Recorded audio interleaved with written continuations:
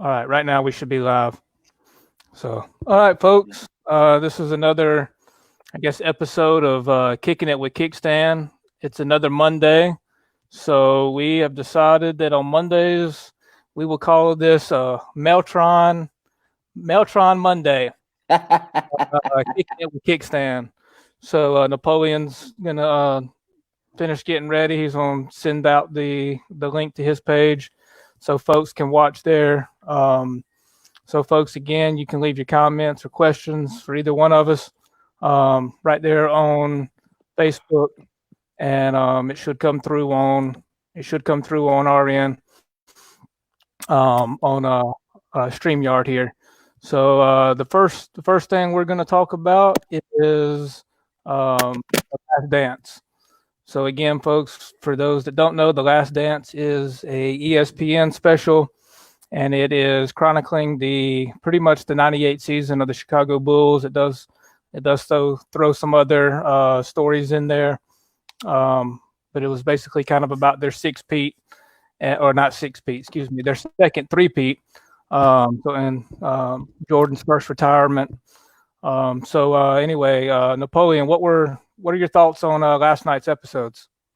Hey, two good episodes. Again, I did pick out some things. If you look back towards the end of episode 6, Jordan makes the comment, if I could go back and do it again, I wouldn't try to be a role model, which, like, I'm glad that he said that, because, like, in this age of social media, look, it's hard to do the right thing, say the right thing, be in the right place all the time. And then you have people that not only adulate you, but I mean, you're going to slip up in some way, shape, or form. So I'm glad that he mentioned that. Number one. Number two, I love the portion where they focused on Tony Kukoc. I can't remember which episode it was on, Yeah, but 5. It was on the first you know, the first episode of last night, so it was episode 5. so Jerry Krause is a douchebag. Okay, how are you going to focus on? Oh, let's get Tony Kukoc to sign a contract, and you forget about Scotty.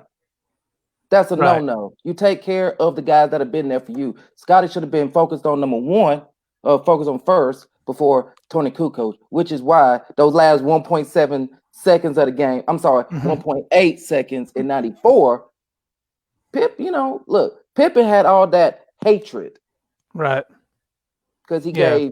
gave of himself and the team to make sure they had the pieces around them to continue to be successful. And then y'all want to criticize the man when he asked about getting his. Oh, he deserved it. Yeah, I think it would be, my wife and I were talking about it because she's been watching with me. I think it would have been a lot different had, let's say, Pippen been on the way out. If it was, Pippen is kind of ending his career, then okay, yeah, we need to look for a replacement.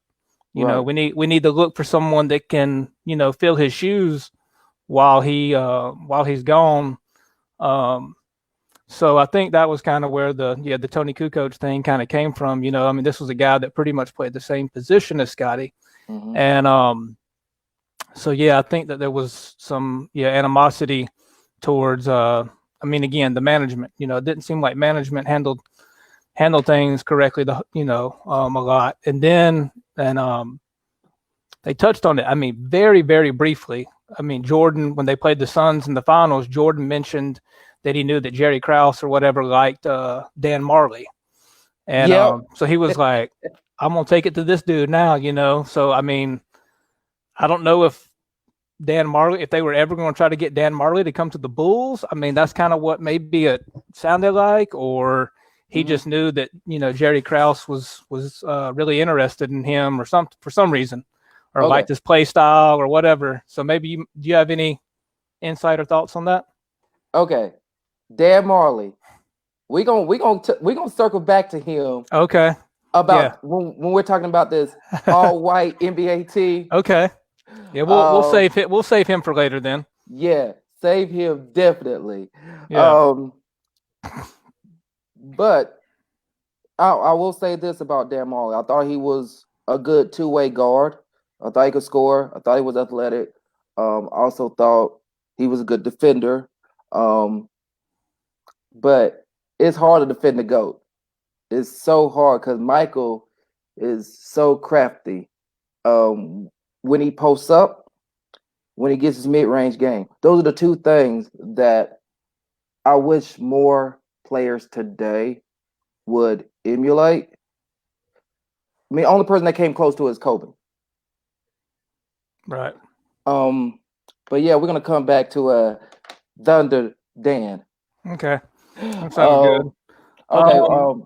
Yeah. So last night, they talked a lot about I guess kind of episode 5 dealt with was that the gambling one or That was was that more. 6? That was 6. Yeah, that was 6. So yeah, sorry, yeah, I can't remember now anyway. So yeah, but we can talk about that. I know, yeah. Episode 5 kind of helped dealt with like the endorsement type stuff, and talked about his talked about his shoes, and then they kind of talked on and we talked about it earlier in chat. We were on Oh Facebook Messenger, yeah. but they talked about him not publicly endorsing the Harvey Gantt guy that was running in North Carolina. So, kind of, what are your thoughts? What are your thoughts on that? Mm. I mean, if you want, I can go on and tell you like Yeah. something that got me with it was, as far as I know, Jordan was not even living in North Carolina at the time, and I mean, I assume his home was in Chicago. I mean, obviously he still had family back home in North Carolina. But for him to just kind of publicly endorse a guy that, that he doesn't even really know, or, and he even said it like, I'm not going to speak out of pocket on this guy. I don't really know much about him. I don't really, I mean, he, and as he said, he wasn't Jordan said he wasn't like a politician, he didn't follow that type stuff. So I kind of thought that was interesting. His mom did tell him, or his mom asked him to speak on it, and he was like, "No, I'm not going to do that, but I will give, I will give money." Mm-hmm. Um, so I know he Yeah. did. He kind of did give. He kind of gave a monetary donation, I guess, towards the Right. campaign, but it wasn't a public acknowledgement of it. But I mean, I'm glad that he gave money. It never said how much money that he gave. Right. So I would probably assume that the maximum amount that you can give towards a political candidate. That's my initial thought. I wish. I mean, if you have a business, number one thing is you're going to protect your business. I mean, you're seeing it now with COVID-19, and a lot of companies are, protecting their businesses as opposed to the needs of like their employees and stuff like that. That's a tough one. That's a very, very tough one. Like I say, if there's something that you don't know about, like a particular candidate, then maybe giving money as opposed to outright endorsing it might be a good way to go. I mean, if you're gonna truly endorse a candidate, you're probably gonna want to get to know the candidate, see what they stand for, and then make a decision based on that. Um, I mean, I was born in Charlotte, um, but raised in South Carolina. So I wasn't, I was living closer to Charlotte, but really wasn't paying attention to what was going on back then. Um, Oh, okay. so I'm glad. One thing that I appreciate is the fact that Jordan never backed down or recanted his statement, which I like. Some people will say something and then, oh, let me change it to appease somebody else. What you say or do, you're not everybody's going to like you, so you have to be true to yourself. I'm having some technical difficulties on my end. There we go. Okay. Um, so whatever you say or do, there's always going to be somebody that doesn't like it. So you have to be comfortable with who you are and what you say and stand behind it. So I am glad that Michael did that. I'm also glad that he gave a political contribution. Now, um, I mean, for me, like if I'm gonna give money to somebody, you best believe I'm gonna try to know as much about them as possible. I'm not just gonna give money out willy nilly, but if you got the money, you can do whatever you want with it. I'm just saying that's what I would do. So like I said, I can't speak on Jesse Helms. I don't know anything about him, but based on what I've heard, he wasn't a good guy. What you hear about Harvey Gantt, he was a good guy. He was more for the people. Right. He was also a Clemson grad. So yeah, Harvey Gantt was a Clemson grad. So yeah. And then I mean, I know that the statement that Jordan made about Republicans buy my shoes too or whatever. I mean, he has said that he was just I mean, he said it kind of in jest. He was kind of joking around, and I guess I mean if he'd have said that today, I mean he'd be well, because one of the other players probably would have had their phone out already recording them or something. So I'm sure it would have been a lot worse. But still, I mean, I think sometimes people just kind of take some of these things too serious. Right.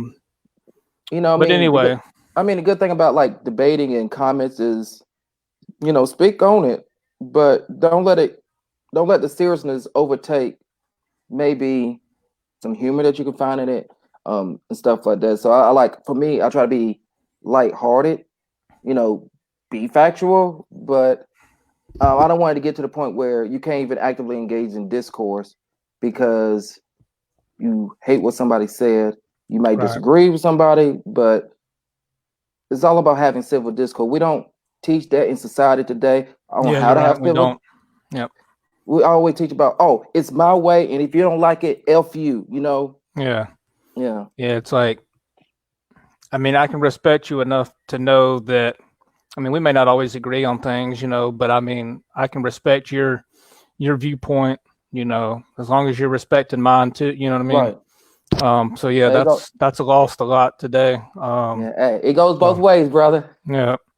So, I guess the other big thing from the episodes was Jordan's gambling, which I think a lot of times kind of gets overblown in my opinion. I mean, he even said it like, no, I don't have a gambling problem. I have a competitor problem. So yeah, I mean, it was competition for him. I mean, everything you saw them, and they were flipping the coins to try to get it, next to the wall, and there he is playing that game with the security guards. Yeah, Kenny G. And yeah, dude, man, that guy's hair that was from the 80s, not the 90s. But yeah, they're pitching quarters or whatever, trying to get it to land next to the wall and betting a dollar and all that stuff. And then, but they're playing cards on the plane, and the one guy was like, they're back there playing thousands of dollars, and here we are playing $1, and he comes up there wanting to play, and we're like, why are you playing with us? And he said, because I want your money in my pocket. Man, MJ back in the day, that was Debo from Friday. That's my money, punk. Yeah. So but yeah, it was just, and I kind of agree, I mean, he had that competitive of a drive that, yeah, he probably bet, he bet on everything. And I mean, if he's playing card, I mean, again, if that helped him get his mindset and kind of get away from, the game for a little while, whether he was on the golf course gambling or he was in the casino. I mean, as long as it didn't really affect his play, I don't really have a problem with it. I mean, and he wasn't betting on his game. As far as we know, there's never been anything said or no one's ever come out and said that he was betting on basketball.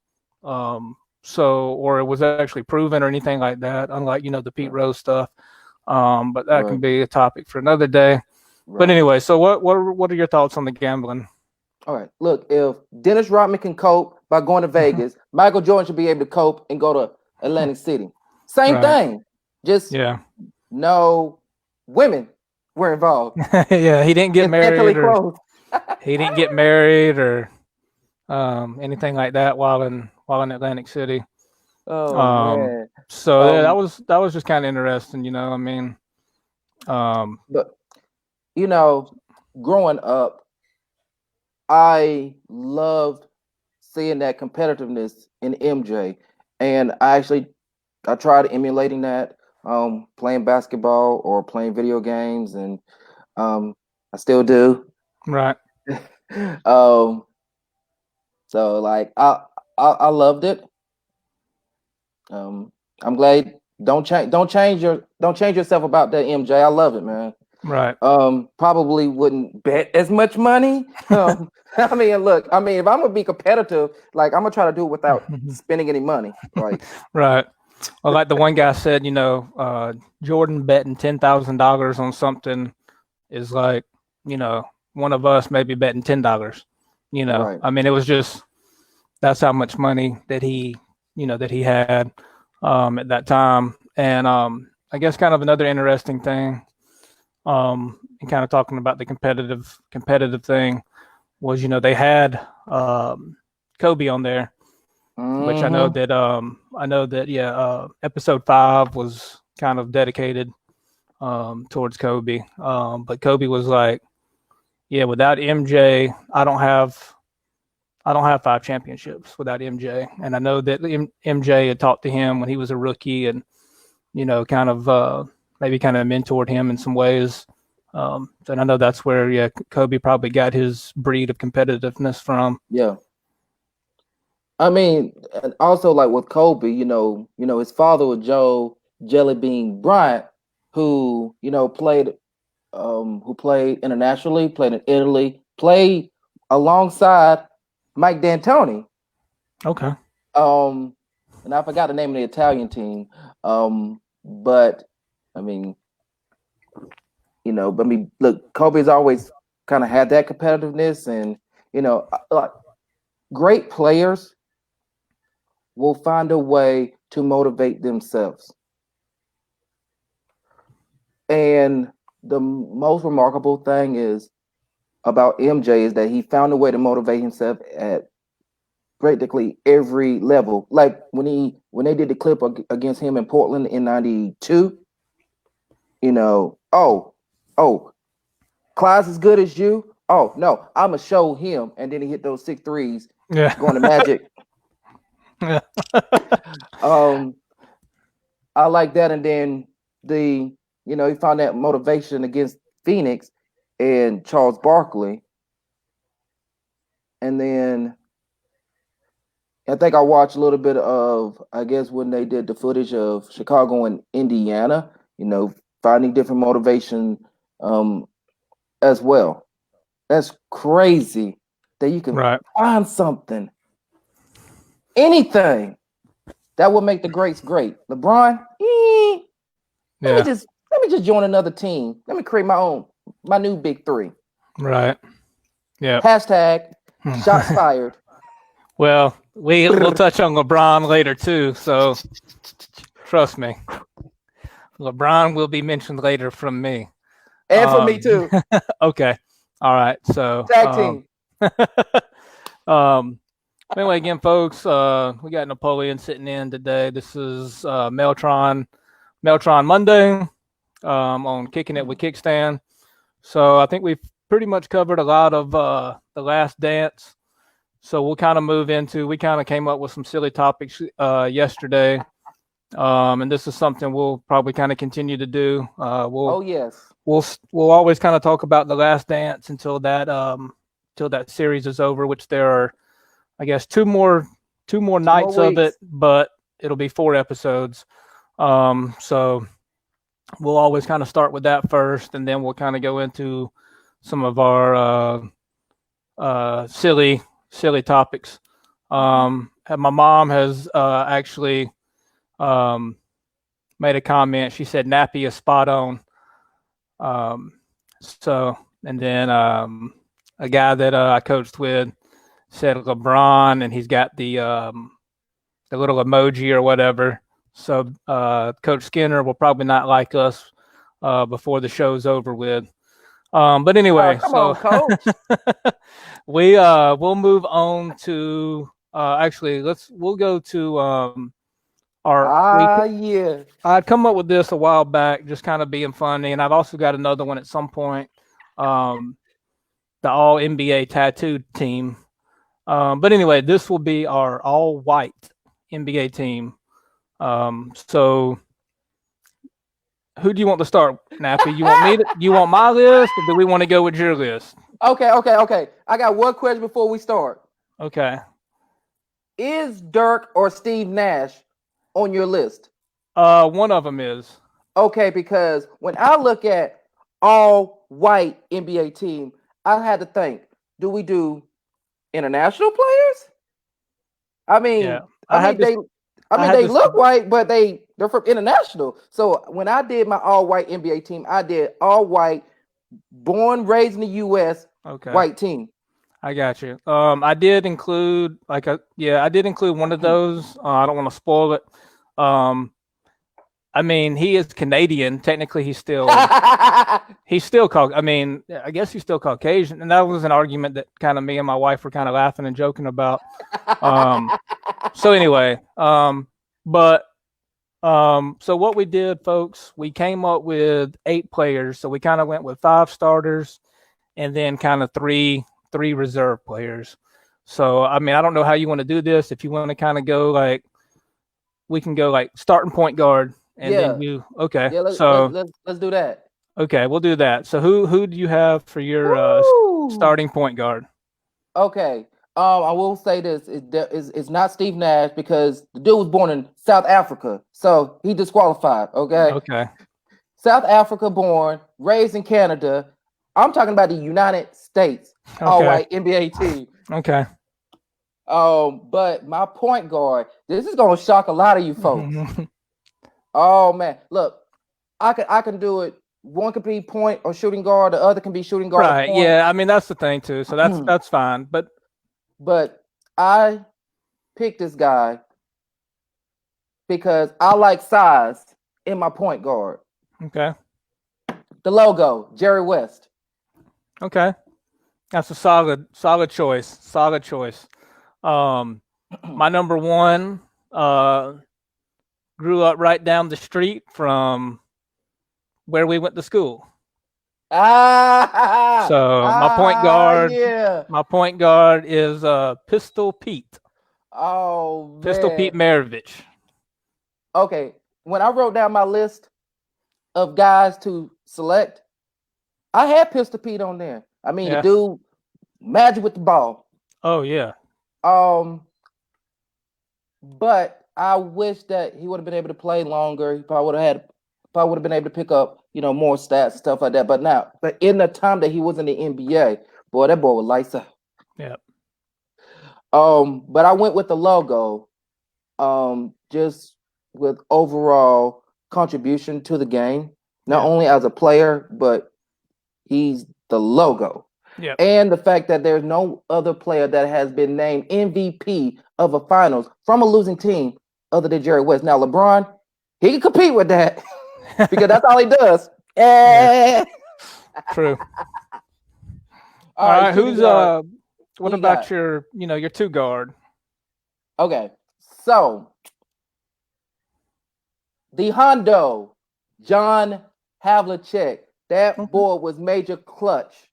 Havlicek stole the ball. I mean, you put him and Jerry West together, that's a clutch backcourt. Yeah. Ain't no L's going on over there. Yeah, he's he's definitely another solid pick. I debated him for a while. And a lot of those guys from back then, I mean, I don't know, I mean, he was he's definitely one of the best. Yeah. One of the best Celtics. Yeah, Celtics. That's correct. Yeah. So definitely one of the best Celtics, if not one of the best, NBA players of all time. I went with the logo as my two guard starting. Yeah. See, So I wanted a bigger guard pairing, because like just being able to interchange and being able right, to do different things. Like I mean both Jerry West and Hondo averaged at least about 25 and 5. And yeah, that's like that's before Tiny Archibald, that's before another name that I'm not going to mention on this list, before LeBron, before MJ, all that. Oh boy. all right. Well, I'll go my starting small forward or three spot. I went with the hick from French Lick. I went with Larry Bird. Ha! Ha! Okay, so that's my small forward as well. Okay. Like, if he is not your small forward on your all-white NBA team, throw that list away. Yeah, he's got to be on there. I mean, maybe he could play a 4, but he has to be one of your starters. Yeah. Has to be. I mean, the dude, he got so bored that there's the infamous like left-handed game, which he played. I mean, he scored I think he scored 40 something. I'll have to look it up. I can't remember the exact, but of his 40 something points, like over half of them or whatever, just under half, he shot with his left hand. So I mean, he Hey, if you find the tape, he wanted to compete with himself. So he's like, I'm gonna play this game left-handed. hey, I mean, that's phenomenal. And then he walked in there's also the story where he walked in on the 3-point contest and was like, who's coming in second? So I mean, yeah. So I love that. And, yeah. Look. So, and he's also in well, he was in Space Jam, right? That's right. He was okay. He's in Space Jam, and then but he's also in another sports movie. But we'll get to that one later. Yeah, we're gonna get to that one. Okay. So I'm gonna say a quick funny story about Larry Bird. Remember when I think it was 2K8 or 2K09 came out, and it was Jordan, Magic, and Bird on the cover? So I went ahead and pre-ordered. I get to GameStop that night. I'm the third person in the line because they released it at midnight. So the first person gets in, he gets Jordan on the cover. So I was like, dang, I want Jordan on the cover. Well, sorry, something's coming through. Okay. Sorry. Yeah. So of course, first guy got in there. He's black. He gets Jordan on the cover. I'm like, dang, I want a Jordan on the cover. So second guy gets in. He gets Magic on the cover. And I'm like, dang, I'm black too. Dang, what do I do? I mean, he got Jordan, he got Magic. So I say, you know what, shoot, let me get Larry Bird. Everybody just bust out laughing at me. I loved it. Nice. Best GameStop release ever. Yeah. Okay, power forward. Who do you got? Dirk. Okay. Dirk Nowitzki. So I just thought, for what he was able to do over that long of a career, I think he was 18 years he played, something like that. I know he played a long time. 20, yeah. So, and to able to, I guess, sustain that success for so long. Mm-hmm. He stayed with the same team. Same team. They made a couple pushes for a while, but they definitely won one. I mean, they won one. But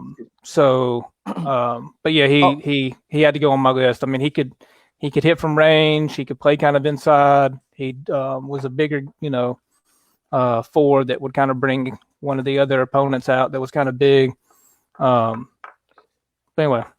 And Dirk had one of the most unstoppable shots. Yeah. The Dirk fadeaway. Especially his height and everything with it just was, yeah. And he's invited to any cookout, okay? Any cookout. Y'all got to see a picture of his wife. One day she made him like a plate to go. He down, okay? So he could come to any cookout. Now, If I had included Dirk and Steve Nash, Dirk probably would have been my starting forward over this guy. I looked at how I would compose my team, and I'm like, well, I want guys that, would fare well playing with each other. Kevin McHale. Yep. Yep. Solid choice. Yeah. Celtic great. Yep. And the fact that he was, basically that face up four long before Dirk. But let's go with the big man. Real quick, Gundy has said apparently Gundy's watching. Thanks for watching, Gundy. Yo, what up, Gundy? Yeah, he said, are we going all time, last 20 or 30 years? Yeah, Gundy, this is pretty much all time. So in Gundy, he's talking about Dirk. He was one of the first true stretch fours. And then he said, even better is check out his wedding pics. So Gundy, you can leave your all white NBA team if you want to. Yeah. Kevin, one of my buddies, Kevin, what's up? Hey, Kevin, how's it going, man? I need to message you later. Having a small little issue with StreamYard. For some reason, it's not popping up on the StreamYard page, so I'm having to watch it on the Facebook page to see these comments. But anyway, yeah, Gundy, we'll kind of do a rundown if you just stepped in. So we're doing an all-white NBA team so far. On my team, I've got at the 1 Pistol Pete, and then Jerry West, Larry Bird at the 3, and then Dirk at the 4. So Napoleon, you want to run back through yours real quick? Yeah, I'm gonna run through mine. Okay, so Jerry West at the point, Hondo at shooting guard, Quavo Hondo. All right, small forward, Larry Legend, power forward, McHale. And now you're 5. And now your man in the middle, George Mikan. Okay, yeah, solid. Yeah, that's who I had at my 5. I mean, there's a drill named after him, so we do it a lot. The Mikan drill, so the little hook shot there underneath the basket. So yeah, I debated on him for a little while whether to actually start him or not, but yeah, I ended up going with him as my 5. So what we've done, Gundy, is we have 5 starters and then 3 bench players. And again, anybody that's watching, feel free to drop yours in. We're just having fun. We kind of did maybe slightly disagreed whether Dirk should be on it just because he's Canadian. Apparently, Canadians aren't white to Napoleon for some reason. But he's still white. Okay. But anyway, so our reserve players, and okay. I mean, I'll just go in and give you all 3. So my reserve players, I went with Jason Williams, so a little white chocolate. I don't know. I loved his competitiveness and the way he played, ball handles. I mean, he can make those crisp passes. I went with Bob Cousy and then redhead Bill Walton. Okay. So I debated. I think when you first mentioned this last night, Bill was going to be my starting center. But when looking at Bill, I had to distinguish what he did in college with UCLA over what he did in the pros. Now, he did win a 6th Man of the Year award, I think in 1984. I mean, that's kudos. But I think his injuries preventing him from getting more stats and more, all NBA recognition. But that's who I kind of debated against with Mikan for the starting center spot. Oh, and for the record, Steve Nash was born in Canada. Born in South Africa, raised in Canada. Dirk, born and raised in Germany. So Dirk is German. Yeah, German. Sorry. Steve Nash is South African / Canadian. German, he's still white. Not white. So, anyway. Okay, so my 3, I didn't choose like all guards. I chose 1 guard, 1 wing, and 1 post. Okay. my guard.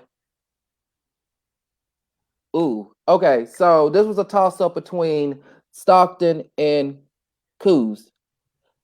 Both great picks. But I knew with Havlicek and Jerry West, when I need them to score, I need somebody that could facilitate the ball. And I thought, oh, John Stockton is a better facilitator than Kuz, even though he did not win any championships, which made me like, I'm gonna go with Kuz. But then but John Stockton has an all-time assist record. Right. Ooh, that's a tough one. I gotta go with John Stockton. So John Stockton as my backup point. Okay. Yeah, he's a good one. He's a good one. And then my wing, if I counted international players, Manu Ginobili would have definitely been on my list. Oh yeah. Look, top 5 guys to watch of all time. It's Bird, MJ, Kobe, Grant Hill, Iverson, Manu. Yeah. But I ended up going with Chris Mullin. Okay. The lefty had a shot. He was part of Run TMC. That was such a great offensive team. And if you play with them in 2K, whoo, lights out. You better hope they hit though, because if they ain't hitting shots, you ain't gonna win too many games. But my big man, I felt like this person would work interchangeably well with Mikan or with Kevin McHale. And okay, all right. Before I said I had Dan Marley on my list. I also had Tom Chambers, but both of them didn't make the cut. Also had Gail Goodrich, who I thought I might be able to choose him. Couldn't choose him. But I actually had a tough time choosing between Gail Goodrich and Chris Mullin. But my big man, Bob Pettit. Okay. I know. Hey, I'm taking it way back. Okay. Guy could play the 4, guy could play the 5. The first great Atlanta Hawk. But before they were the Atlanta Hawks, they played in St. Louis. Yeah. The St. Louis Hawks. So I thought my three bench guys would just work really well with my starting 5. Maybe I could put Chris at 3, move Larry to 4, maybe play Pettit at 5. I just like interchangeable guys. Yeah, that's what I tried to do kind of too. Some of those guards, they can kind of play the 1 or the 2. Like if Dirk needed to come out, I think Larry Bird could, he could play a 4 for a little bit, in his prime. So yeah, Gundy asked a question, and this is something that we've kind of been debating on with the whole, I guess, German or Canadian type thing. But with Manu being like he's from Argentina. He said, is Argentina considered white or Latino? So that's kind of where there's a real thin line, Gundy. So with some of these guys, so that's kind of what I've always, kind of joked or laughed about. Dirk's white. Or Caucasian, but he's German. So is that white? We're kind of being funny with it, but so anyway, but yeah, those, okay. So yeah, any other comments about that? Okay. So when I first think of Argentina, my first thought is "Don't cry for me, Argentina." All right. All right. Moving on. Again, we thank you to the viewers. Keep the questions, comments coming. Gundy, we'll have to have you on next time. So we're kind of doing this every Monday for now. Again, we usually start off talking about The Last Dance, the Bulls special, which I'm sure you're catching. And then we just I kind of came up with some, and Nappy did. We came up with some funny things to kind of talk about, and we'll continue to do that as well. So something we decided to do was we'll go to this one, I guess. So top 10 top 10 sports, our top 10 sports movies. So I do have, I kind of debated on a couple, and I'll kind of start with it. There's a few on my list, or that they didn't really make the list. They're on a side list, I guess, because there's a few that I don't know if you would really consider them more of a sports movie, or if you want to call them a romantic or drama love movie. And I'll just kind of throw those four out there real quick. But Jerry Maguire, Love and Basketball, Tin Cup, and then For Love of the Game. So I think all those, I mean, they do have like sports elements to them, but are they more of a romantic drama or whatever you want to call it? Even though they're all probably more geared towards men, other than Love and Basketball is kind of for both. Or Jerry Maguire is kind of a chick flick too. So again, I don't know if those are really considered a sports movie or a love movie. They kind of intertwine with both. But anyway, thoughts, comments before we kind of get in? All right, so most those comedy love movies, like they have to kind of have both to widen their movie base. I actually looked at like Jerry Maguire as a sports movie because it's centered primarily around sports. Now you got the love in there. Now I did kind of like Renee Zellweger, when she was in that movie. Just shut up. But you mentioned a movie that when I'm creating my list, I didn't even write Love and Basketball. I'm so sorry I didn't write you down. Now, I should know this, okay? Damn, my bad. But let's do like 5 at a time. Okay. And I'm actually Gundy. If you're available, I'm gonna send you the link to go on and jump in if you want to, Gundy. Yes. So Gundy, we're just, like I said, man, we're just having fun. That's really kind of where this whole thing kind of started. I did an interview with a guy that runs a wrestling page. I did an interview, kind of set in with him while he did an interview with Zach Gowen, who was the one-legged wrestler in WWE for a while. And I just enjoyed that so much.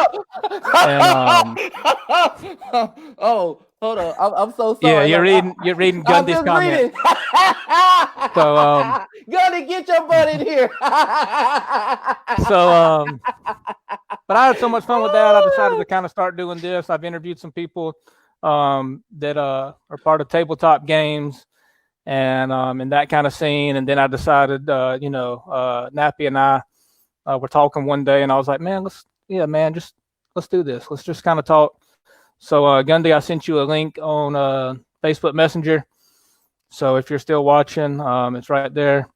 So anyway, and then I got one of my players, Cam. What's up, Cam? Hope you're doing well, man. Staying out of trouble. Up, and Cam Brown, he's one of my basketball players. So apparently he's watching. He must be bored. So anyway, stay out of trouble, bud. Miss you. Wish we were out on the court together. I miss teaching y'all and coaching y'all so much right now. But anyway, all right. So yeah, we'll do like 5 at a time, and if we want, we can start at 10. So we'll work 10 all the way to 1. Whew. Okay. I'm gonna let you start. Okay, I'll start. No problem. And I'm gonna be honest. I had a list of about 20 yesterday. And I'm gonna be honest. I had some really good ones that didn't make the top 10 list, and I can go over those at the end. Ones that didn't make my list, or if they're on yours, I'll tell you that they got cut on mine. But number 10, I went with Major League. And then 9, Friday Night Lights. Which, by the way, too, great. Friday Night Lights is a great book. I've actually read it a couple of times. But yeah, just phenomenal book. phenomenal story, and I don't want to ruin it for anybody that hasn't seen it. But anyway, number 8. This is way old school, but The Hustler. Paul Newman. Paul Newman is a pool player. So anyway, number 7. There's no crying in baseball. I went with A League of Their Own. Yeah. Oh, and then number 6. And to me, this one, this was and don't get, folks, I don't want you to think that I'm hating on this movie by it being number 6. But Remember the Titans. Oh my God. Okay. So 10 again, major my outside the top 5. So from 10 to 6 from me is Major League at 10, Friday Night Lights. And then number 8's The Hustler. Number 7, A League of Their Own. And then number 6 is Remember the Titans. Ooh. Okay, look, we actually got 2 of the 5 in the right numerical order. That's crazy. That's very impressive. Okay, now, before you started with your 10, I just started my 10, and I was like, oh, snap, we got to number them too? Oh, okay. Well, you don't have to. Okay, you don't have to. But I ended up doing it quick based on kind of the influence on me, or I did it based off like how successful that movie is. There was other movies made from it. Well, the success of the front office, of the box office. And then some criteria that I had was based on the impact that it had on me. Okay. So number 10, Major League. Okay. You went from Major League to Major League 2 into Major League. Yeah, back to the minors. Back to the minors. Yeah. Like, great series, good baseball fun. Any movie with Bob Uecker, just a bit outside. Yeah. Oh, man. I like that one at 10. Number 9, I had Blue Chips. You remember that movie? Oh, absolutely. Yeah. Man, that's the best movie on college basketball. And a lot of what you saw back in the 90s, that's how it is. Them girls coming in for, them recruiting visits. Yeah. How they recruit. And that's we alluded to it earlier. Larry Bird. Larry Bird's in that movie. Shaquille O'Neal and Anthony Hardaway are all in it. And then there's actually some Bobby Knight kind of makes an appearance, and I think Calbert Chaney makes an appearance. Yeah, Rick Pitino maybe, I think. So there's actually some real college coaches in it. So yeah, great movie. And actually that's spoiler, I guess. That is on my list. So, but anyway, you can finish. Okay. Sure. So 8, Varsity Blues. Okay. Solid choice. Miss Davis, will you go to prom with me? Yeah, a 10. A 10. But I like the writing of Friday Night Lights a little bit better, which I have ranked at 7. 6th, we had a tie. My number 6 was Remember the Titans. Okay, what was your 7 again? Friday Night Lights. Okay, Friday Night Lights. Okay. Yeah. All right. Yeah, that's yeah. And again, folks, all great choices. Those could easily be in people's top 5. So I guess we'll go from 5 to 1 now. And this will probably make a lot of people mad right here. Number 5 for me, Hoosiers. And I know that'll probably shock a lot of people. That's probably a lot of people's number 1. Or probably top 2 or 3. But I have Hoosiers at 5. Number 4, The Sandlot. Just a great child. Just brings back a lot of memories of me and my buddies playing like wiffle ball or baseball in someone's yard. So a lot of that was just the actual real connection with it, and just those friendships that you build, during the summer. So I thought that one was really good. And then number 3, I got Blue Chips. I've always, that movie is just, I don't know, something about it. I've always really enjoyed it. And kind of like you said, the whole recruiting thing. That movie, was well before its time. Yeah, there was stuff Mm-hmm. going. I mean, there was stuff going on back then. But I mean, if you look at it now, especially probably more so in probably the last 3 or 4 years, Yep. I mean, the whole recruiting thing and the illegal recruiting has exploded. And this movie came out in like '92, something like that. I could be wrong, but I mean, just it was. I mean, to me, again, I've said this before, but yeah, well before its time, just well before its time. Um, and then number two, I have Rocky. Rocky at number two, great movie. I mean, everybody's probably at least heard of it or probably seen Yep. it. And I actually, we had my wife and I, and then my sister and her husband. We were able to go to Philly towards the end of the year last year for the Army Navy game, and so yeah, that game's in Philadelphia every year now. And so the day we left, before we headed out, we went over to the Rocky statue. So we have our picture taken at the Rocky statue, and then we also ran the steps there at the art museum. So that was pretty cool. And that was actually my dad's. That was one of my dad's favorite movies as well, was Rocky. And then at number one, I have Coach Carter. Ooh. So just I mean, a great movie. Kind of, I guess, based on a true story. They probably took some liberties with it, of course. Of course. But just, when the guy Tito or whatever, he didn't finish his laps or push-ups, Coach, he's like, well, sorry, see ya. And when all the guys are like, I'll do some, Coach, and and you got the one guy that just is like, damn. He's like, I guess I'll do some, Yeah. because everybody falls in. But I thought that scene was kind of really powerful. Yeah. But yeah, so anyway, man, your top five. That's a good list. I'm sorry, Sandlot, you didn't make my list. I got some fond memories of playing wiffle ball in Johnstone A. Okay. Also playing wiffle ball in front of Serene during marketing class. Okay. I just wanted to play. So Sandlot gave me some great memories. Coach Carter, man, that was tough because that was going to be on my fringe of like number 10. Right. But man, that's a good one. That's a good one. All right, number 5. Any Given Sunday. Yeah. I mean, that movie so raw, man. I mean, and Jesse Spano was in that movie looking good as I don't know what. I don't know how Al Pacino was able to get that. I'm like, come on, man. Yeah, that's a good one. Yeah, when the dude's eye falls out.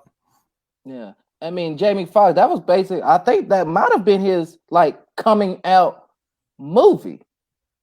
I mean, that was like the movie, the best soundtrack. Who boy? Number 4. Ooh, let me see. What did I have for number 4? Oh, The Blind Side. Big Mike. Sandra Bullock in that movie. Boy, she a hottie. Woo! Sandra, if you hear this, baby, I'm here. But no, one really good movie, and like it was one of the movies that I remember being at Arkansas State, interviewing for grad school and being like a hall director. Okay. Like that movie was so good. I had to watch that like 2-3 times that same night, knowing that I had interviews next morning at 8. That's how good that movie was. Right. Yeah, that was a good number 3, Jerry Maguire. Okay. I know you loved it just because you're kind of your background in marketing. So I know that really appealed to you.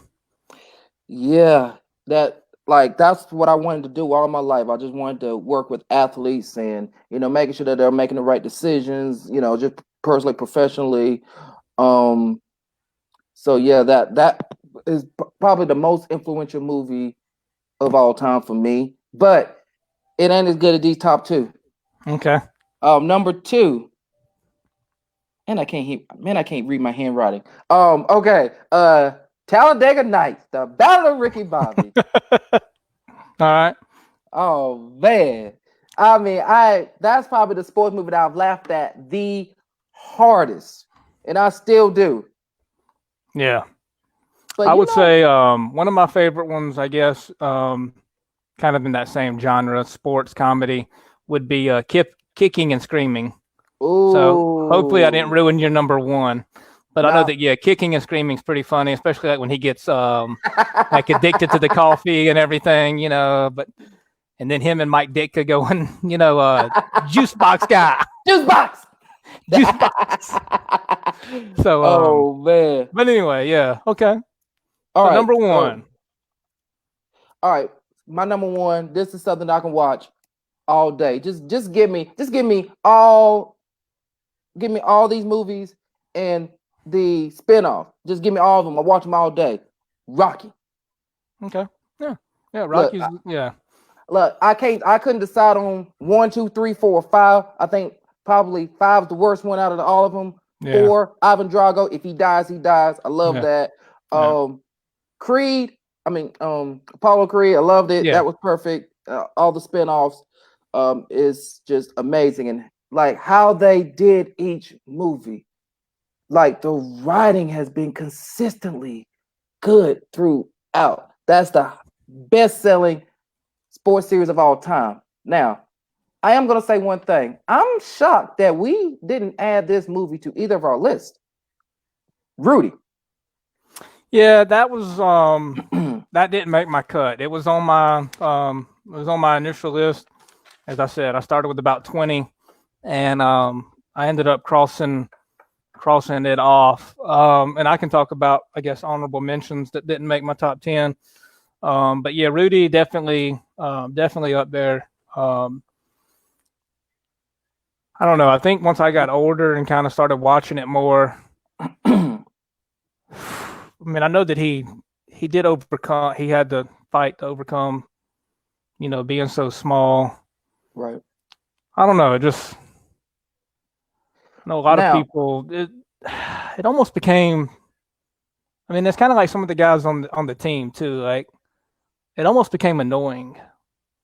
And I hate to say that. I really do. I hate to say that because it is a movie about, overcoming some obstacles. Yeah. But anyway, no, I don't want to discredit the whole thing, and but yeah, it's definitely a great movie. And then I'll do it real quick. Some of the ones that didn't make mine, The Program, which is about college football, steroids.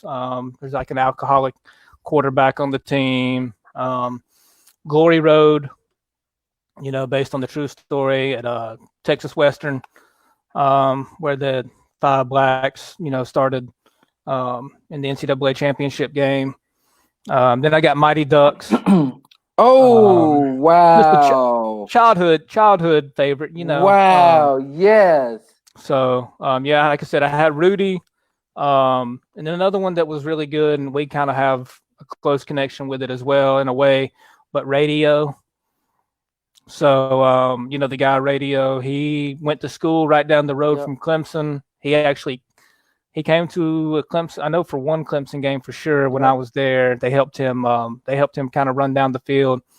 So that one's a good one. It kind of me a little bit. Just at first when they're kind of mean to him, kind of bothers me, But I still thought it was a good movie. And then I thought about this one too for a while. But He Got Game. So with Jesus Shuttlesworth. But yeah, that was Ray Allen, by the way, folks. Ray Allen, who was an NBA player. So he played Jesus Shuttlesworth in this movie. His dad was like in prison, and he could get a pardon. His dad would be able to get a pardon if Jesus agreed to go to like the governor's alma mater. But anyway, so what are some of the ones that I guess didn't necessarily make your top 10? Okay. Wow. I didn't even think about Radio, but I'm glad you mentioned it, man. That scene where he's eating the food from Burger King. Man, when he was eating the food. Oh yeah. He was like. Oh yeah. Yeah. Real quick, my buddy. You might remember him too, Cody. He went to Clemson, but he said apparently Louisville is at it again. So I don't know what they've done, or I haven't heard anything. I'll have to look that up later. Hey Cody, I feel you, man. This what happened. University of Louisville got a notice of allegation, otherwise known as NOA, level 1. That's the most severe level that the NCAA can levy against you, and a lot of it is still due to the Rick Pitino era. But here's the thing about it: I thought that was already like closed, Right. and now because he gets hired at Iona, which is going to do really well with Pitino, by the way. Now that they got him, now you want to bring this up again. Just end it. Yeah. Louisville is gone.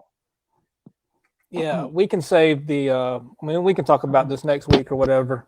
Yeah. Don't want to get into too much and get off topic. But right. When these allegations come down, or the school actually does get found guilty, it really bothers me that team ends up getting punished, for something that maybe happened, years ago. So, like at Michigan, their banners got taken away, but well, then who won? You know what I mean? Or like Michigan never won it big, but you know what I mean? I got you. So, because of the timeout and all that, but just say when, who was it? Memphis? When Calipari was there, Memphis won it, but then they got it technically taken away because of the Derrick Rose. Derrick Rose not taking the SAT or whatever. Then the one at UMass got taken away too. Because the UMass one because of Marcus Camby. So I don't know. It bothers me that ends up happening because my whole thing is even like at Louisville, their NCAA championship got vacated. Well, then who won it?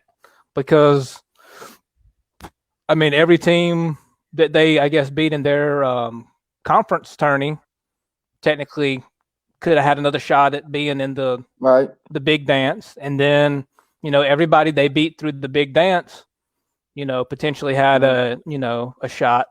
Right. So, and no one I don't like it when they technically, take the championships away. And I don't really know a true way to handle that. I know that the coach should get some kind of, I know that the coach should get some kind of punishment levied on him. Even if he ends up at another school, there should be. But then again, you're penalizing a team that didn't really have anything to do with it. But we can talk about that another time. So. Okay. So your boy Cody, what up, Cody? He said, Moneyball. Yeah, hey, that was one of the movies that I had left up on my list. I love it. It was a very good movie. He said that Rudy is overrated. Yep. True. Yeah. But a couple of my omissions, Bad News Bears. Okay, yeah. Air Bud. Okay. All right. Hey, that golden retriever, you couldn't stop him. That's the dog goat, okay? Space Jam. Okay, yeah. And then I'm unfortunately are they really making a 2?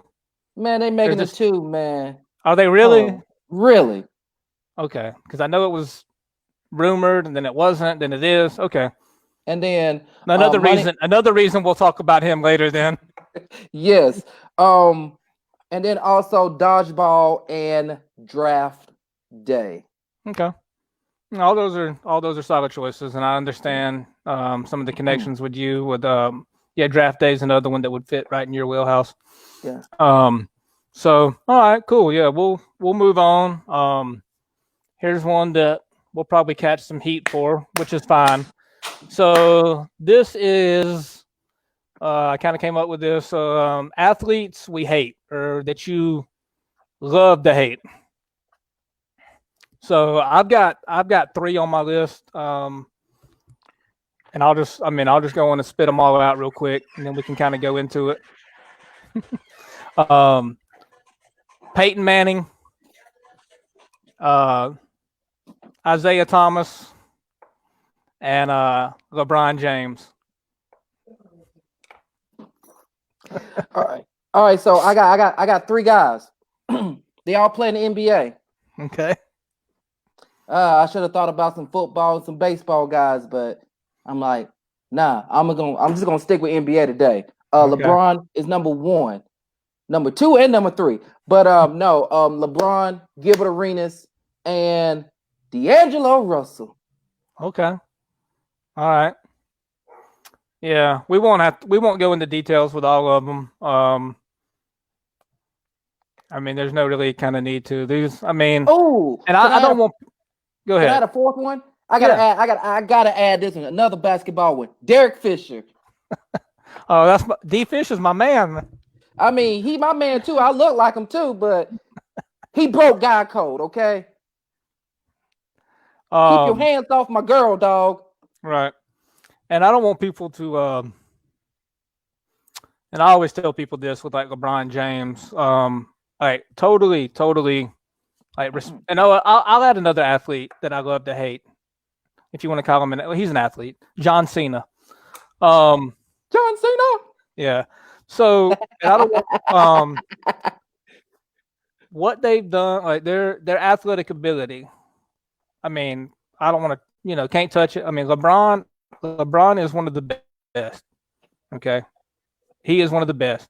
Strong argument. And I hear people very, very strong argument, valid arguments. I don't agree with it, but yeah, he could be the greatest of all time. Okay, but the way he's done things, the way he's acted, I don't care for him. And I don't want to get into all the reasons and anything like that. And,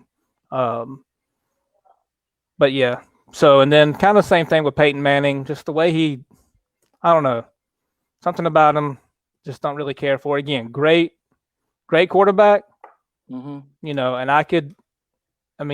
of the greatest, easily, one of the greatest. Don't like him. Yeah. Now that Peyton Manning is about like the stuff that happened like during college. No, I mean not even that really. Just his. I mean, NFL wise, NFL career wise, just just the way he kind of just acts and talk. I mean, I shouldn't say the way he talks, but just the way he acts, and I don't know. Just never been a really big fan of him. Well, I mean, I like the fact that like I love his mindset. I love his mindset and I love his nationwide commercials. Okay, the dude is like straight go with who's the country? Brad Paisley. Paisley, yeah. Yeah. I mean, they got magic together. Well, D Fish broke the man code, broke the guy code. D-Lo broke the guy code with Nick Young, and just broadcasting his relationship with Iggy Azalea, which I thought was absolutely weird in the first place. But hey, in the words of Kevin Hart, do you boo boo? Okay. But at least Nick Young is a NBA champion, so him for getting dumped, getting the ring, so that's all good. Gilbert Arenas, the gun incident. I hate that because Javaris Crittenden, I'm gonna have to put him on the list too. Just because Gilbert is doing stupid things, you don't do stupid things with him as well. And now you're spending 27 years in prison because of your stupidity, because of Gilbert. Yeah. And LeBron. I always like to separate LeBron from LeBron, the basketball player, from LeBron, the person. Great person, has stuck with one girl ever since high school. Yeah. Salute. Most guys ain't gonna do that today. I do love that. His own school, I promise. I love that. All of his endorsements, the business side of LeBron, the same group that he's been with since high school. They've been with him and they've been elevated. Basically, this is what we wanted Allen Iverson to be, but we didn't get that from him. But as Allen Iverson stayed true to himself, LeBron stayed true to himself. And because LeBron stayed true to himself, he got 6 L's and 3 losses, 6 L's and 3 W's.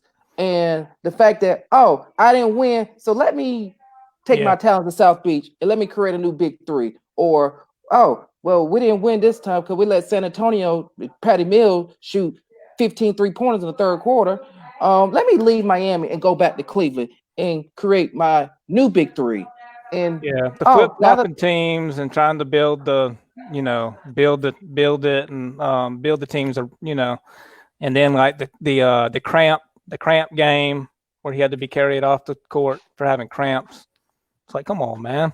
And then there's the famous video on YouTube too where he goes up for the dunk, and the guy like swats at him, and like LeBron acts like he gets hit, and he's calling for a foul. Well, they showed the replay. Dude, you didn't even get touched. Didn't even get touched, and you want to cry. Where's my foul? Yeah. You know what? But, if LeBron didn't have Ray Allen hitting that shot, and if the referees didn't go in LeBron's favor of that block in Game 7 against Golden State, he'd be 1-8. Yeah. Cody asked, "Were you an RA in Malden?" No. So no, he was. You were an RA at a couple different places, but yeah, Cody, Napoleon is from Clemson, so I'm sure at some point you probably did. We probably all three hung out together at some point, so you may recognize him. So let me say, I was an RA in Burns, for the summer of 2003. Then I was an RA in Johnstone 2000. Oh, I'm sorry, I was also an RA. No, I was RA in Johnstone 2002 2003. The summer of 2003, I was an RA in Burns, and then 2004 2005, I was an RA at Calhoun Courts. But I did live at Malden fall semester 2003. I mean, it was a great location because the RHA office was right, a floor below, and I was an exec member of RHA. So that was a great location for me to be able to do more work for them. And then, when you experience a C house, there's an opportunity for you to live there. Like, that was so iconic. Like, you gotta live there. What happened at C House stays at C House. But yeah, Cody was a trainer, an athletic trainer at Clemson. So he worked with football and he worked with women's basketball as well. I'm sure he worked with another team. But anyway, so yeah, we're kind of folks. We're moving on. We'll go to our I love Cody, Joanna man. Boy, y'all funny, man. So we'll go to our last topic, and this was the one I had not even heard about until you mentioned it. So you tell us about this. Tell us what you heard. All right, this is what I heard through the grapevine. All right, me and my homie Shaq, we be texting on the regular. All right, look, I'm BSing. All right, but I saw this, I think it was on Facebook, and it was one of my sports groups. I think it was We Are Sports.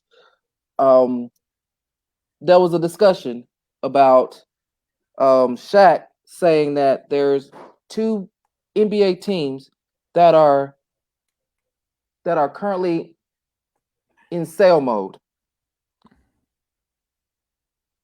And because 2 teams are in sale mode, he says one of those teams is considering moving to another market, which likely Vegas. I thought initially Sacramento, but then Sacramento, the Golden won stadium, so that they're not going anywhere for a while. But that was basically either Seattle when they were looking at being sold, moving to Vegas, or Sacramento moving to Vegas. So it making it made me think, if the NBA did expand, like, how many teams should it expand to, and where? Because I know, like, in 2K20, they've been focusing on the expansion for like the past 2 years. So they left it up to 6 teams. So, all right, Cody. Oh, sorry. Yeah, Cody. We'll catch you later, man. Yeah, we try to do this every Monday. Usually around 6 o'clock is when we start. So yeah, man. Catch you next time. Thank you. Hey, appreciate you, Cody. So should the EBA expand? Number one. Number two, how many teams should expand? Number 3, what would be the most viable markets? Right. Yeah, it's definitely. I mean, I looked it up. Interesting. I know. Yeah, like you said, Vegas. Now that there are some professional teams out there, hockey's out there. There's a WNBA team, and then of course the Raiders. Raiders have moved out there. Um, so yeah, it'll be interesting. And I think with some of the, I guess, restrictions of gambling kind of getting more lax. Um, yeah, I could see an NBA team, either a team moving there, or I could see, a brand new team um, being placed there. And like you said, yeah, I could see a new team just being in Seattle. The team doesn't necessarily have to move. Um, so I was looking, and I mean, California's already got 4 teams. Um, Texas has 3, New York has 2. I mean, Florida has 2. What team or what state or what city could handle, another team? So Um, does another team again? And I mean, I wrote this down. I mean, could Canada try another team? I mean, at one time there were 2. Um, could they go more international, overseas in China or somewhere, Mexico? Um, you know, um, I know that this has been a topic that the NBA has discussed, that Adam Silver has discussed since he's been commissioner, and they've had games in London and games in France. Um, I think they've also had some games, I think the NBA China games as well. Um, so they're going more and more international, which I like. But if you're going to add a team in France or London, you're going to have stadiums that can sit at least 18, 19,000, with at least probably about upwards to 40 to 50 luxury suites. Um, and being able to generate the revenue. The biggest thing is the NBA revenue generation model needs to be able to work internationally, but the 2 biggest issues is just the logistics travel wise, and then just the timing. Um, I would probably I would X that idea. Keep it to the U.S. Keep it to Canada. I won't even venture into Mexico, because Trump built that wall, and I mean, the only way you're gonna get over there, you got to jump over the wall. So I would just nip that in the bud. yeah, But um, here are a couple of teams or a couple of markets that I would consider. In real terms quick. Sorry, of, I don't want to interrupt you. Tavon Montz, he said, "Love it, guys. What's up?" yeah. Yeah, Montz, thanks for joining us. We can get you on sometime. We probably won't be on too much longer today. But yeah, man, appreciate you watching for a little bit. I don't know how long you've been watching, Hey, but appreciate anyway, you, no, we Mont. appreciate it. So Montz played football at Clemson, and so yeah, Hey, Mont, I appreciate you and Gundy. Hey, y'all was 2 of my biggest Mike Man supporters. That's right. That's right. Um, um, but okay, so going back to NBA expansion. So these markets. I don't see a team moving to Vegas. Like I really don't. I think OKC has done a great job in moving from Seattle to OKC. I thought maybe Sacramento would move to Vegas, but with their new stadium, they're going to be there for the foreseeable future. right, So I don't see it. Now, if you do expand, I do like Vegas as a market. The Las Vegas Aces from the WNBA, they've been very successful straight out the gate. Also, you got the NFL with the Las Vegas Raiders. It yep, sounds weird. Raiders should always be in LA, and the Chargers should always be in San Diego. That's just how it should be. But again, that's a whole nother conversation, a whole nother day. But and you got the NHL team in Vegas, the Las Vegas Golden Knights. So teams, they've had expansion teams in Vegas and they've been very successful. So the NBA could do it, replicate it, and be very successful as well. So I think that's the most obvious market. The second most obvious market is Seattle, due to its rich basketball history. Right. Bam. But I took some time to think about some off the wall type of markets. Okay. Let's hear him. Well, I mean, St. Louis before Atlanta, before Atlanta got a basketball team, St. Louis has a team. All they have is St. Louis Cardinals. Well, I'm sorry, and they have the Blues. So they don't have the NFL team because the Rams went back to LA where they should have started. That's a whole nother conversation, a whole nother day. But St. Louis could be a viable market. Just like in that Midwestern area. Also, the Dakotas.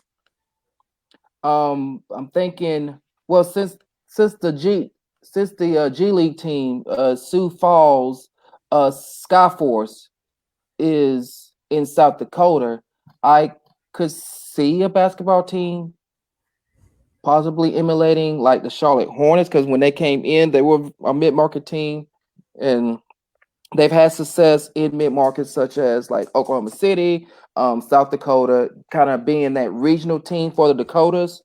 Right. Would be very interesting because right now Minnesota typically has the North Dakota, South Dakota market. Yeah. But Dakotas, they don't have a big time professional team. Maybe give it a shot, and if not, then maybe move it to Vegas. Yeah, it's definitely interesting. Virginia Beach, considering somewhere. I think you would have to add at least two. Yeah. Because for one reason, it doesn't make sense. Memphis is in the West. Right. Excuse me. Memphis is Memphis is in the Western Conference. Right. But they're more of an Eastern team. So I don't know. It's there's definitely some interest. Yeah. So for Virginia Beach. Yep. I like it. I mean, that's where they have the Portsmouth tournament, which is that pre-draft, one of the pre-draft combines. That's traditionally for upperclassmen. So some of those seniors, like in obscurity, they get a chance to shine, and then take that, go to Chicago for the pre-draft camp, and do really successful, and maybe get drafted. Nashville could be a possible market because they've been very successful with the Titans, and now they have an expansion soccer team, and I can't remember the name. But Nash Vegas. I mean Bacheloretteville. Woo. But there was another team, another market that I would consider. Well, there's two more markets. Louisville. They had a CBA team out there. Well, the Kentucky Colonels was out there. Louisville, I think, would be a good market because it'd be close to Indiana, the birthplace of basketball, or maybe a natural rivalry with Indiana. And then San Diego, because the Clippers, before they moved to LA, were in San Diego, and they were known as the San Diego Clippers. But I think a few months ago, Steve Ballmer purchased the Great Western Forum. So there's been talks about maybe the Clippers getting their own place and moving over there, and I think that's probably going to be the likely thing. Right. So the Lakers could have, Yeah. But makes me want to play some 2K right now. Man, Mont's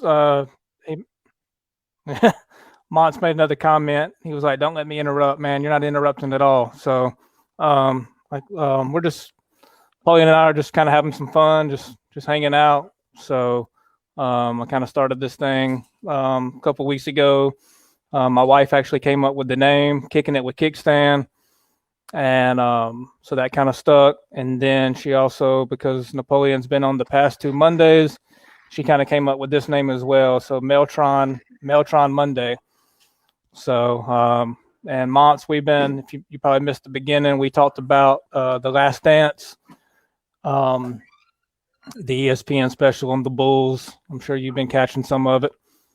We did our all-white NBA team, and we did our top 10 sports movies, and we did the athletes that we love to hate. So, but anyway, we'll kind of wrap things up. I mean, we started about 6. We've been going almost an hour and a half. Nappy, I'll let you kind of use this time. I think that's correct. Your Instagram is at DJ Meltron. So tell folks about what you got going on. All right, look, right now, Meltron Mondays, which is something that I started through my Insta and my Facebook. I listen to other DJs and kind of inspire me to do my own, series. So, Facebook don't like a peon like me, so I'm looking at the option of hosting Meltron Monday. Just haven't found the right one that I can circumnavigate the copyright infringement. But I am a DJ. I'm in Atlanta. Never love to DJ your event, or or maybe work with you, maybe to play some music, help you raise money, stuff like that, because I do have a background in the nonprofit sector as well. And of course 2 business degrees, so I can help on that front. I can help with the music, help with the kids. But yeah, I got an Instagram, DJ Meltron. I'm also on Facebook. I have a business page that isn't really a business because I haven't really done anything with it, but I have some branding plans in the future of making that a really popping business page. But I'm on Facebook, facebook.com/Napoleon Melton Jr. You can find me on there. But look, Kickstand, I appreciate you, brother. Thank you for having me back out here again. I love supporting my brother. I love what you got going on. Hey, let's keep it going now. Kickstand, Gundy, Monts. I better see y'all next week.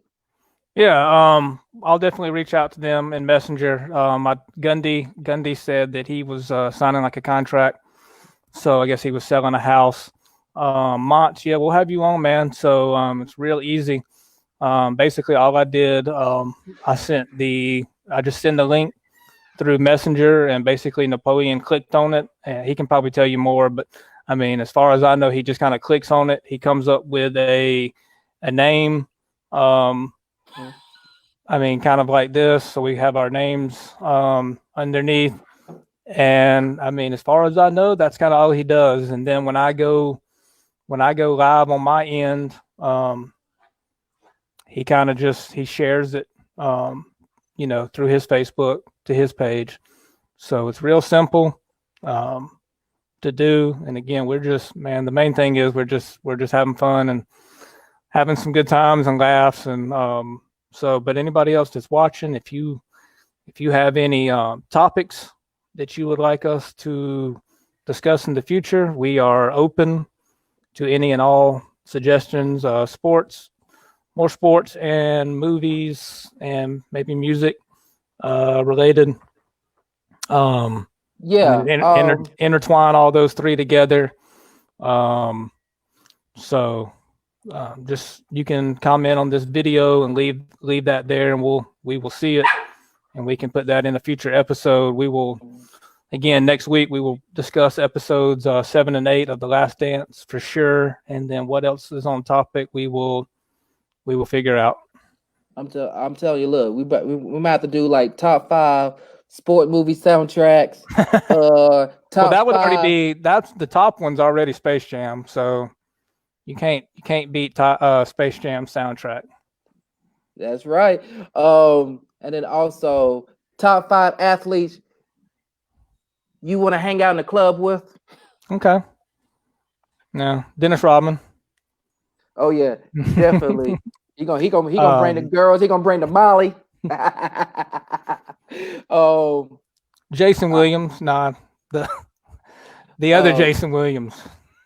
Oh, that Jason Williams. The one that shot his they was accused of shooting the limousine driver or whatever. Oh yeah. Yeah, that's terrible. a riot. That's terrible. I shouldn't have. That's terrible. Terrible. Gronkowski. Anyway. Yep, that's I got some athletes I'm thinking about right now. All right. Well, man, yeah, just like I said, folks leave some comments and suggestions of some topics you'd like to hear us discuss. Again, we're open to it all. And Nappy, man, again, I appreciate your time. So I hope you have a good week. Man, you have a good one too. Okay, so Cody, I think he stayed on the second floor of Malden. He might have because I know I used to be over in Malden playing drinking games, playing Shrek Party. Yeah, I don't know what floor he lived on, but yep. Oh man, but man, I hope you have a good week. All right, good week, my friend. And you too, bud. Look forward to doing this again next Monday. All right, man. See you. Peace. Hey, peace.